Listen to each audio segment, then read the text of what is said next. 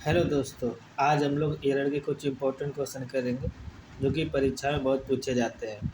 आइए इसको देखते हैं।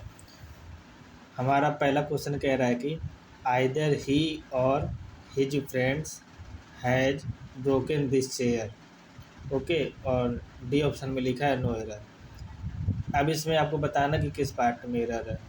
तो आपने रूल पढ़ा होगा कि आइदर के साथ में जब भी आइदर और नाइदर नॉर आता है तो इसमें दो सब्जेक्ट होते हैं। ये मेरा जो होता है ये मेरा सब्जेक्ट फर्स्ट है और ये मेरा सब्जेक्ट सेकेंड होता है। तो इनके साथ हमेशा रूल फॉलो ये करता है कि जो हम हेल्पिंग वर्ब आती है यहाँ पे जो हेल्पिंग वर्ब आएगी ये हमेशा सेकेंड वाले सब्जेक्ट के अकॉर्डिंग आएगी। और यहाँ पे हिज फ्रेंड्स लिखा ये प्लूरल है तो यहाँ पे लिखा है हैज़, तो यहाँ पे जो गलती हो जाएगी ये हैज में हो जाएगी। यहाँ पे जो हेल्पिंग वर्ब आएगी वो क्या आ जाएगी, है आएगी। तो यह जो करेक्ट ऑप्शन हो जाएगा वो कौन सा हो जाएगा, सी ऑप्शन हो जाएगा। ओके। आइए नेक्स्ट देखते हैं। लिखा है this is one of the boys who has stolen the books या नो एरर। ठीक है। अब यहाँ पे देखिए सेकेंड क्वेश्चन में यहाँ पे हु मेरा रिलेटिव प्रोनाउन है। हु मेरा क्या रिलेटिव प्रोनाउन है। और जब भी हु विच रिलेटिव प्रोनाउन से जब हु या विच रिलेटिव प्रोनाउन होता है तो उसके बाद ये जो हेल्पिंग वर्ब आती है वो हमेशा हु वाले के पहले जो लिखा होता है उसके अकॉर्डिंग आती है। अभी यहाँ पे क्या लिखा है द बॉयज़ और यहाँ पे क्या लिखा है हैज़ लिखा है। तो यहीं पे ये क्या हो जाएगा, गलत हो जाएगा। हैज़ नहीं आएगा, यहाँ पे क्या जाएगा, हैव आएगा। क्योंकि द बॉयज़ कैसा प्लूरल है तो आने वाली वर्ब भी कैसी हो जाएगी, प्लूरल हो जाएगी। तो इसके कारण से जो हो जाएगा सी ऑप्शन इसका सही हो जाएगा, करेक्ट आंसर हो जाएगा। अब जैसे लिखा है the two first chapter of this book are very interesting, या डी ऑप्शन में लिखा है नो एरर। तो इसमें से हमें पहली गलती मिलेगी कि पहले मिरर है कि द टू फर्स्ट चैप्टर नहीं होगा, क्या हो जाएगा, द फर्स्ट टू चैप्टर्स होगा, द फर्स्ट टू चैप्टर्स होगा। ठीक है। आइए नेक्स्ट देखते हैं। लिखा है of the two boys Mohan was the most intelligent. एक रूल होता है कि कभी भी ऑफ द टू आता है तो उसके बाद में जो डिग्री फॉलो करती है वो हमेशा कंपेरेटिव डिग्री होती है। और यहाँ पे लिखिए सुपरलेटिव डिग्री, जो करेक्ट हो जाएगा इसी ऑप्शन हो जाएगा। यहाँ पे मोस्ट नहीं आएगा, यहाँ पे क्या जाएगा, मोर आएगा। क्या आएगा, मोर आएगा। नेक्स्ट देखते हैं।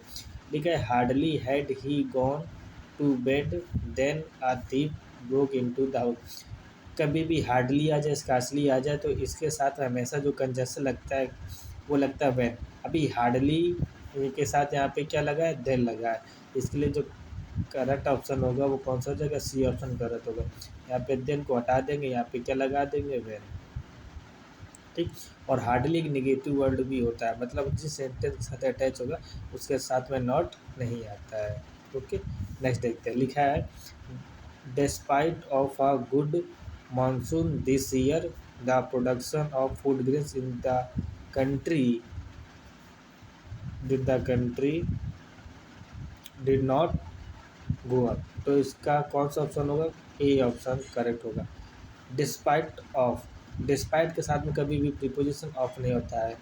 डिस्पाइट का मतलब होता है के बावजूद। इसी का एक और प्रीपोजिशन होता है इन स्पाइट ऑफ, मतलब इनके साथ में कभी इन स्पाइट के साथ में ऑफ आता है लेकिन डिस्पाइट के साथ में प्रीपोजिशन ऑफ नहीं आता है। ओके। नेक्स्ट सेंटेंस देखते हैं। लिखा है you can not demand all your articles unless you do not give advance notice. देखिए यहाँ पे क्या है, अनलेस एक नेगेटिव वर्ड है। अनलेस का एक नेगेटिव वर्ड है, मतलब कि जिस सेंटेंस के साथ अटैच होगा उसके साथ नॉट नहीं आएगा। और अनलेस का अर्थ होता है जब तक नहीं। तो मतलब कि यहाँ पे अनलेस के बाद लिखा है यू डू नॉट, तो यहीं पर ये क्या हो जाएगा, डू नॉट नहीं आएगा, ये गलत हो गया। तो करेक्ट ऑप्शन कौन सा हो जाएगा, बी ऑप्शन इसका करेक्ट हो जाएगा, क्योंकि अनलेस नेगेटिव वर्ड है तो इसके साथ में नॉट नहीं आएगा। आइए नेक्स्ट देखते हैं। लिखा है no sooner they had received the guest than they began entertaining them. जैसे नो सूनर के साथ हमेशा कंजक्शन देन आता है, यहाँ पे कंजक्शन देन है।